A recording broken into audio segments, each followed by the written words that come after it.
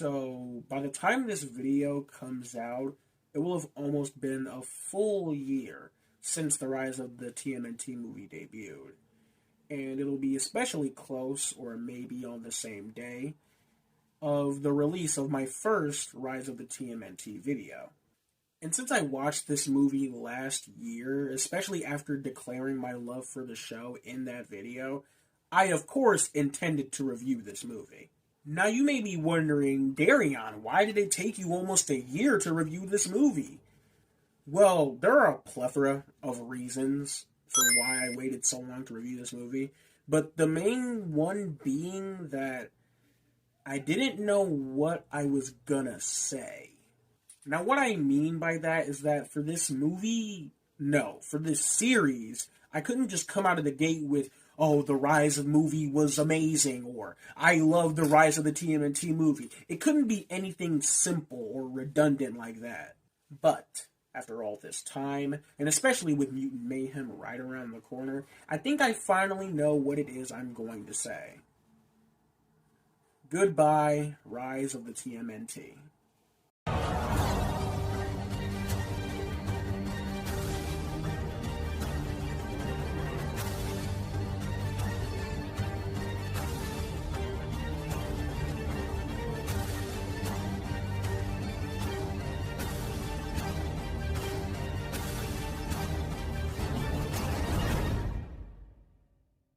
Hello everyone, this is Darren of GNB Productions, and today we'll be taking a look at Rise of the Teenage Mutant Ninja Turtles, the movie. The Rise of the TMNT movie takes place fairly after Season 2's finale. Following the Turtles after the defeat of the Shredder, they're visited by a time-traveling Casey Jones, who is sent back in time to stop an upcoming invasion from an alien race known as the Krang. So for those who don't know, this video kind of serves as a follow-up to my first Rise video I made about a year ago. See, even though I said one of the reasons I waited so long to talk about this movie is because of me not knowing specifically what I wanted to say about it, but another reason why is because a lot of the stuff I have to praise in this movie, in some way I already did in that first Rise video. The characters, their arcs, the tone, etc. I already had a lot to say in that first video. Save for one thing that I'm shocked not a lot of people brought to my attention. But nevertheless, I can't sit back and not gush about everything this movie has to offer. First thing in regards to the story that I'd like to discuss is the way that it's told. What I mean is that the film is written in a way where it's very accessible for anyone who hasn't tuned into the show. To me personally, while I do understand why they went this route, this decision kind of came with the cost of the film being a tad too disconnected from the show for my liking. With the omitting of key characters like Big Mama, Baron Draxum, and such. Again, I understand why they may have done this, to try and garner in as many viewers as possible without requiring that they watch the show.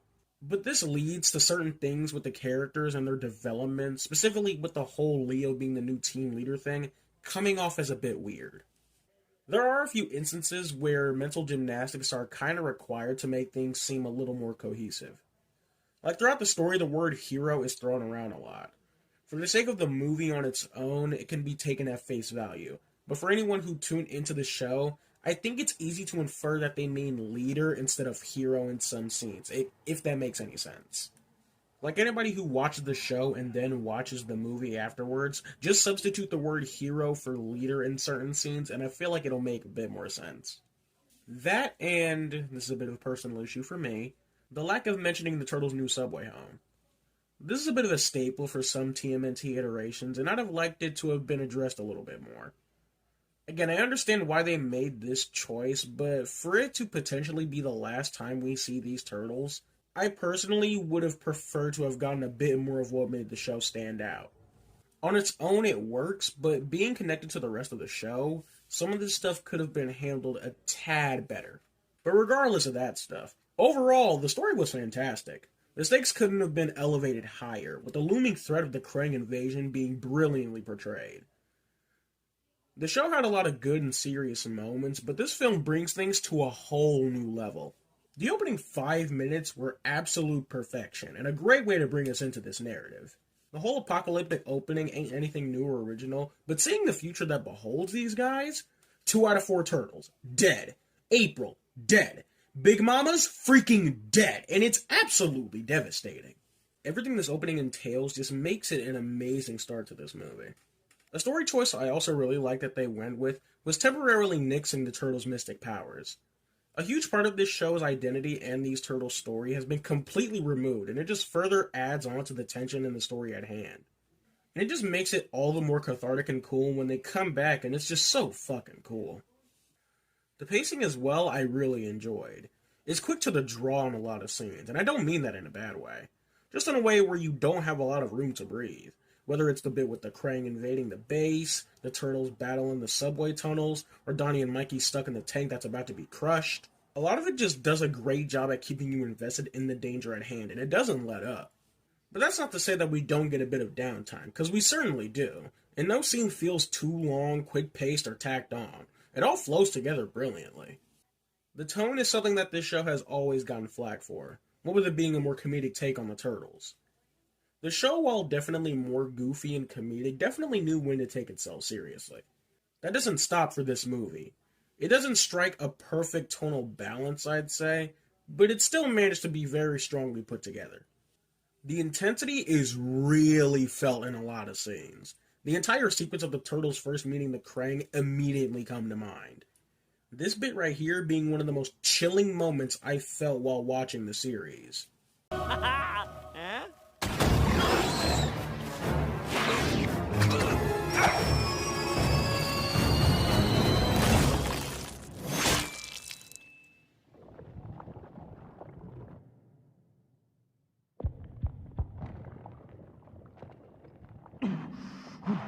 Raph?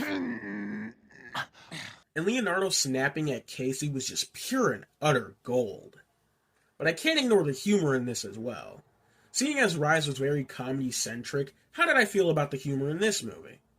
Once again, this is still one of the funniest cartoons I've seen. Who are you? Why do you have a picture of us? Yeah, who took this? Because I look great. What's your favorite pizza? Because I'm ordering right now. And why are you wearing genius-built apparel? That's trademarked. Donnie, Mikey, do you read me? Come in, Leo. Come in, Leo. Donnie, where are you? We've extracted ourselves from the subway and are currently ascending a staircase. I'm getting a lot of interference, but if you hold still, I can triangulate your position using a complex geolocation algorithm. Donnie? Primes? No, almost! Almost! To him! I never get to use my algorithm. Look, I didn't want it to be true, but... Science. That's it? Donnie's wrong! The world is ending, yet the barbs continue. Where are we? Staten Island? Oh, gross. So, how would everyone rate that rescue experience? Unsatisfied? Very unsatisfied? Wish Donnie would have done it. Leo? Hey. Ew, are we in Staten Island? Just like the show proper, this movie was packed to the brim with stuff that had me laughing hysterically, but got me pretty emotional as well. Of course, this movie is also far darker, which I'm obviously all for. It ain't anywhere near the darkest TMNT stories, but most certainly a bigger push than Rise's traditional style. You get little moments of blood show when Leonardo says this fucking line. But it isn't over. We still got a ninja's greatest weapon. Hope. That and a badass mystic warrior. I don't know about anyone else, but ever since I heard that line, I can't help but imagine Movie Sonic saying it. That and a badass mystic warrior. Again, this ain't like the greatest thing ever or anything, but I just really like the elevation we got going on here. But the writing as a whole isn't perfect, I'd say. The base plot isn't all too original. There are a few moments where humor isn't exactly necessary. Not in a way where it ruins any tension in a scene, but just didn't feel like it was needed. And there is a pretty big plot point dealing with the Krang I'll get into later, but I still enjoyed it overall. Now for the characters. I'll try not to repeat a lot of what I said in my first Rise video, seeing as my thoughts on these guys didn't change at all. But there are a few newbies, as well as one character I feel I need to do justice for. Firstly, Donnie and Mikey don't have that much going on for them in this film, as per usual for TMNT films.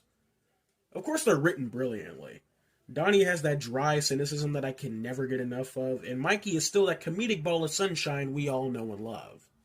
While they do take a bit of a backseat, I wouldn't say they were forgotten or anything like that.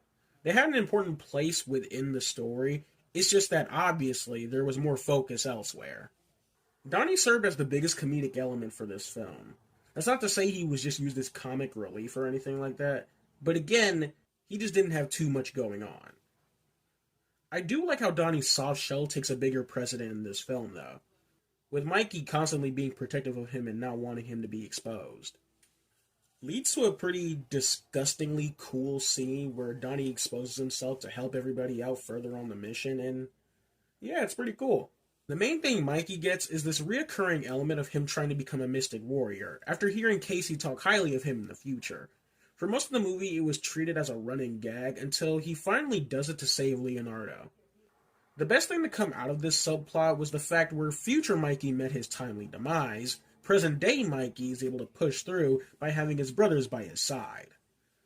And that's just so damn adorable, man. I love this shit so fucking much. Splinter didn't have a major role either, which I can honestly let slide. He was the character that got the most amount of development in the original show, and it's just nice to see him up to his usual antics, whilst also being a more wise master and father. I really like how Splinter was the one to explain the history of the Krang, though. The finale of Season 2 really highlighted them and their placement in the lore of this show, and it's cool to have Splinter be the one knowledgeable enough about them to get the thread across. Now, this next character, I'm disappointed I didn't talk about more in my first Rise video. Not only am I disappointed in myself, but I'm also disappointed in you. Yes, you, my loyal viewers. Nobody who watched that first Rise vid mentioned how I forgot to talk about this absolute gem of a character, and I'm going to correct that mistake. Rise April is best fucking April! I only ever mentioned Cat Graham's vocal performance, which I'll definitely get into later on, but I just cannot get enough of this April. In my last vid, I brought up how she has more energy to match up with the turtles, but I failed to mention just how fucking cool she is. I do like the route of April learning martial arts. I think that idea is really cool, and having her be all sciencey and stuff like Donatello is cool as well. But there is just something that I appreciate about an April who's just ready to throw down no matter what situation or scenario. No martial arts training, no psychic powers, no sitting behind like the team's Oracle figure. No, none of that. Just ready to scrap, no questions asked. That, and after the 2012 show and the 2 Michael Bay films, I'm so damn glad we're done with the Turtles crushing on April. You think this is funny? In a cosmic sort of way, yes. Well, Mr. Funny Man, is this how you get your sick kicks? What? It's just an ordinary crabby... Oh my goodness! As I mentioned in another video, I prefer to have their relationship feel more like a sibling dynamic, and Rise does an excellent job at making her feel like a true part of the family, with her and Donnie being BFFs and her relationship with Splinter being a recurring highlight of the series. I'm being so serious when I say that this needs to be the blueprint for future iterations. She is so fucking cool, and I love how she fucking knows it. You know you're the shit when your battle cry is your own damn name.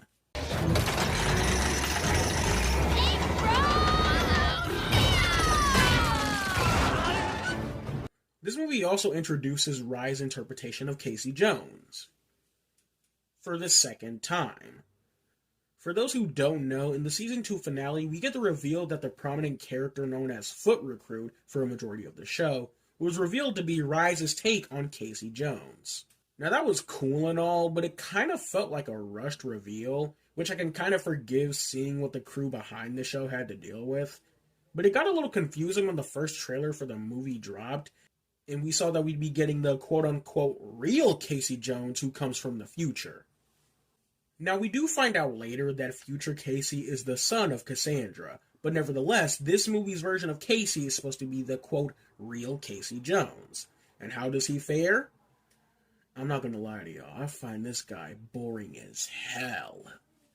Well, maybe boring isn't the right word. It's just, this future Trunks-style character has been done before, And it's just a repeat with this Casey and not a lot beyond that. He mainly just doesn't feel like Casey Jones. Even if Cassandra was a late reveal, I still think she felt more like Casey Jones, and that she's a crazed homicidal maniac that likes a good fight. Obviously there are huge differences beyond just that basic level stuff, but this Casey just didn't do it for me. I do like him looking up to the other turtles, and his relationship with Leo especially was pretty good. But overall, I just found him to be just alright. I like his design a whole lot. The chainsaw hockey stick is cool as hell, and I love the hockey mask with the glowing eyes and red stripes symbolizing Leo as his mentor. The Hole, on the other hand, like I said, he was just okay. Leonardo has the most going on for this film, with his story being about him growing into the leadership role without Raph in the picture. Yeah, Raphael unfortunately isn't in a whole lot of this movie, which is kinda disappointing, but his presence is definitely felt throughout. And the little we have of him is still pretty great. I kind of want to talk about what this movie did with the whole Leo and Raph rivalry too. In my first Rise video, I mentioned how with Leo being the new leader, I was excited to see how they'd handle Raph and Leo's relationship with the new team dynamic. And I'm delighted to say that my expectations were certainly met. Raph isn't being petty about it. The conflict mainly derives from Leo refusing to take stuff seriously as team leader, and Raph, being the older brother, obviously gets on his case about it. I also love this little detail of when the two are about to go at it. Mikey and Donnie actually try to stop and separate the two. In other TMNT media, more often than not, whenever Raph and Leo have their little spats, Mikey and Donnie just prefer to sit things out. Fight? Fight. Kitchen? Kitchen. Yeah. Which is of course funny in its own right, but here I like how Mikey and Donnie care enough to try and separate the two. Especially seeing how even though they get at each other's throats from time to time in the show, it has never gotten to this level before. Anyway, Raph sits out for a good chunk of the story, being mind-controlled and whatnot, but he does come through in the end and is still written very well. So the story mainly falls on Leo learning to be the best leader he can be. This Leo growing and learning to become the noble leader we all know was probably my favorite development in the show, right next to Splinter. In the show, we were shown sparingly that even if Leo never strived for the leader role, he was just naturally good at it. But now that he's in that position, he starts out like a little cocky dipshit. I've seen a few complaints about how Leo was handled near the beginning, but to me, I feel like everything that happened, well, with the defeat of the Shredder and enhanced mystic powers and whatnot, the dude was on cloud 9 and was not planning on getting off anytime soon. His massive ego trip was even further brought along by Casey Jones, who boasts Leo up and looks to him as the greatest warrior to have ever lived. That depiction shatters as he sees what Leo was like way back when, and the scene where Casey goes off on Leo was honestly one of my faves in the whole movie. This may not be that relevant, but I like this little detail where periodically throughout the movie, whenever someone like Raph or Casey tries to tell Leo the severity of certain situations, you'll either have Leo look away or start to pay attention and understand before shooting back into his cocky bullshit. There was a deleted scene where Casey would mention the turtles' deaths in the van, and I'm so glad they swapped it for this scene here. I like how much it finally hits Leo in this scene, how much he needs to step up. With everything dealing with the Krang, Leo slowly learns to put his ego aside and do his best for not just his team, but the entire world. That scene where he boosts up the team's morale and motivation is what solidified Rise Leo as my all-time favorite depiction of the character, if that already wasn't the case before. Him pulling the sacrifice move in the movie is definitely stuff we've seen before, in general, not just in TMNT.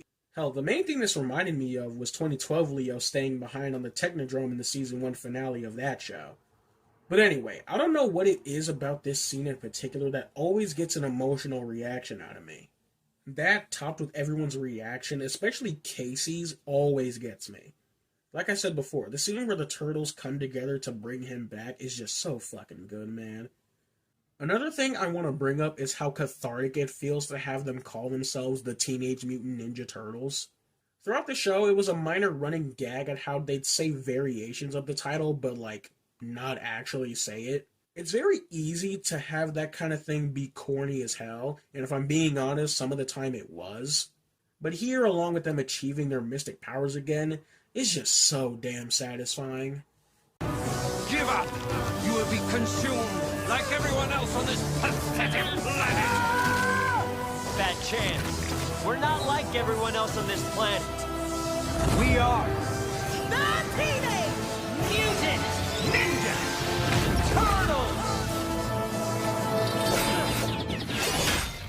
Now for the villains. If there were any two original show villains that I'm glad this movie decided to bring in, I'm so glad it was Warren and Hypno. These two have one of the best relationships across all TMNT media, and I'm so glad to have seen them one last time. The Foot Clan are a part of this movie as well, which makes sense considering the connections the Krang have with them and the Shredder. Speaking of which, let's finally talk about the Krang. The Krang are iconic Turtles villains, and it's no different for this iteration. The Krang have been subtly hinted towards in the Season 2 finale, with them being the ones to give Oroku Saki the dark armor, and therefore allowing him to become the Shredder. I was hoping we'd go further into that, but unfortunately that was another thing omitted for the sake of having the movie stand on its own, which is a little disappointing. So the Krang in Rise are like no other iteration, because these motherfuckers are intimidating as hell. Their designs are much bigger in stature, and they can actually fight. Not just fight, they can literally kick ass without mech suits. And once they do don mech suits, all hell breaks loose. These guys are some absolute animals. I talked about how Shredder was a beast in the show, but I honestly can't figure out who could do more damage between the two. In the final battle against the Turtles, they're all flying and charging an attack on the motherfucker, and he blocks it with a flick. A fucking flick! This motherfucker had the gall to pull out a Midoriya move on the Ninja Turtles! These designs I cannot get enough of. Their natural forms, of course, retain the same vibes of a traditional Krang look, but elevated to the highest bar. And the mech suits. Mwah!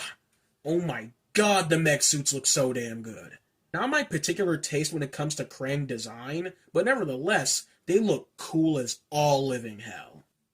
But honestly, the main thing that is absolutely horrifying about these Krang is that they have these parasitic infections that can corrode and mutate their victims into becoming their mindless slaves. And it's not even limited to organic beings, but inanimate objects like trains as well. I love the absolutely disgusting body horror at play with these Krang. And just like a lot of other elements in Rise, they managed to make these Krang my absolute favorite. Alien brain squids is something that is very easy to make fun of, and this franchise has done that time and time again. But these guys, intimidation-wise, has every other variation of Krang completely bitch-made. Alright, so remember earlier when I mentioned there was a plot point involving the Krang that was a tad weird? Well, in this movie, we're very early on introduced to a trick the Krang have, and it's that they can completely zap the Turtles of their mystic powers. See, this is a weird plot point because the Krang were sealed away by Mystic Warriors centuries ago, long before the Foot Clan released them in this film. So you can't help but wonder, why didn't they use this technique way back when? And even if they developed this move while they were imprisoned, I just have to ask, why? For my fellow Dragon Ball fans, the main thing I think of regarding this is when Frieza was in hell, and he did some meditation shit to make himself stronger. It just makes you think, like, for all you knew, you were trapped for all eternity. So what was really the point in developing this move? We as well have to ask why the hell Krang didn't just use it again when their mystic powers came back. I will admit this is a little nitpicky, but it's stuff that I can't get off my mind. Now the cast. Everything I said in my first Rise vid still holds true. Omar Miller, Josh Brenner, Brent Schwartz, and Brandon Michael Smith do a phenomenal job as the Turtles. Though, I do gotta say, am I the only one who thinks Smith sounds a bit weird as Mikey in this movie? The turtle chain, baby. It's how we roll in the past. The present. Time travel's confusing. Good morning. I'm Dr. Feelings. Welcome to my seminar. Hug it out. Likely. What? According to my calculations, as long as you believe in yourself, you can do anything. To me, it sounds like he's trying a bit too hard to sound young. He doesn't sound bad, but just a little off compared to his run in the show. Kat Graham and Eric Bauza are outstanding as April and Splinter. With this movie, we also have a few newcomers to the mix. Firstly, I was super shocked to see that Haley Joel Osment was the voice of Casey. Even if I'm not big on the direction of this Casey, I can't deny that Osment plays him very well. I've got to be honest and say that before this movie, the only thing I've seen Osment in was The Boys. You know the scene. But yeah, he was pretty good. Sensei? Mom? It's you! It's all of you! Together! I never thought I'd see you again! I'm so happy I can hug you! All the voices for the Krang are pretty cool too. Instead of the gross, alien, croaky kind of voice and the 2012's robotic thing going on, in this, they gave the Krang this British monotone. It's very simple, but very effective in making them intimidating as hell.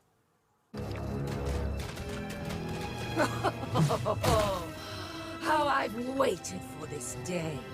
If you two don't mind, I haven't killed anything in ages.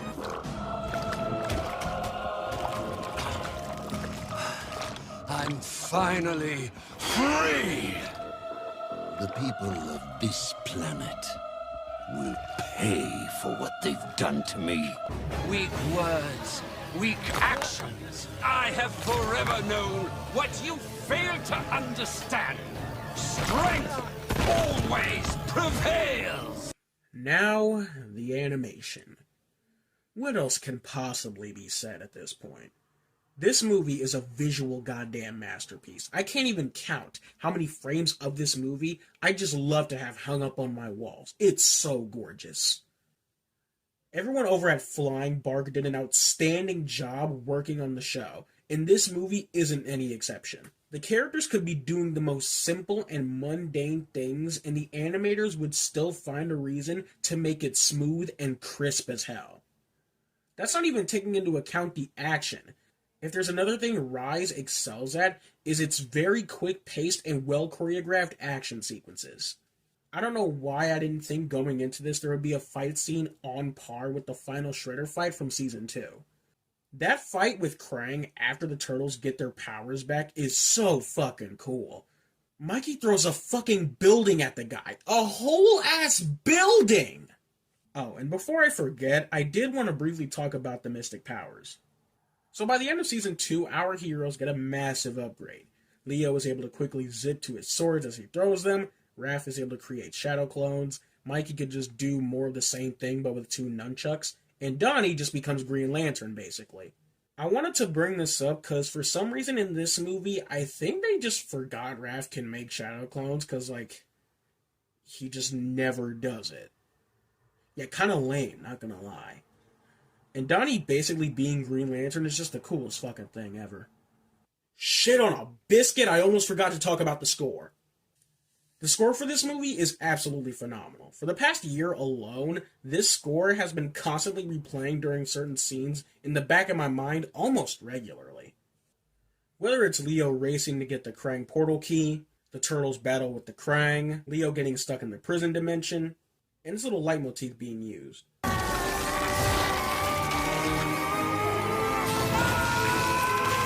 Master Michelangelo, no! You're gonna...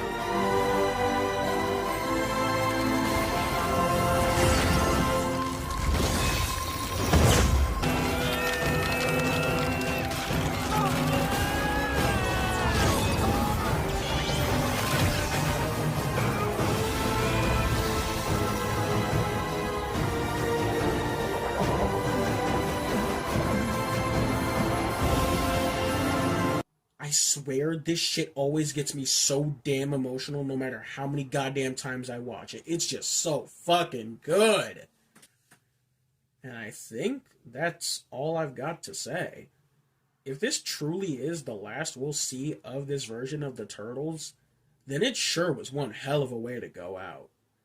The story and writing isn't perfect, but was still a damn good way to end things. The omitting of a lot of the show's core elements and characters still disappoints me, even if I know why they made the decision. The characters are all top-notch, along with the voice acting being superb. The animation is absolutely spectacular, along with the score. It easily shoots its way up to the second best TMNT movie. Yeah, as much as I love this movie, the 1991 still has it beat. I don't make up the rules here, it's just fact. But unfortunately, I think it is time for us to say goodbye. With Mutant Mayhem right around the corner and rumblings and rumors of an animated series continuing the continuity of that film, I think it's safe to assume that Nickelodeon will be moving away from this iteration of TMNT. If the show, by some miracle, manages to return, I will of course welcome it back with open arms. But for the time being, goodbye, Rise of the TMNT. You were dealt a very poor hand, but nevertheless, you managed to pull through and be the most unique, ambitious, and all-around coolest iteration of the TMNT to date. So, if you agree or disagree with anything I've said in this video, let me know right down there in the comments below. Also, be sure to like and subscribe. This is Darion of GNB Productions, and take care.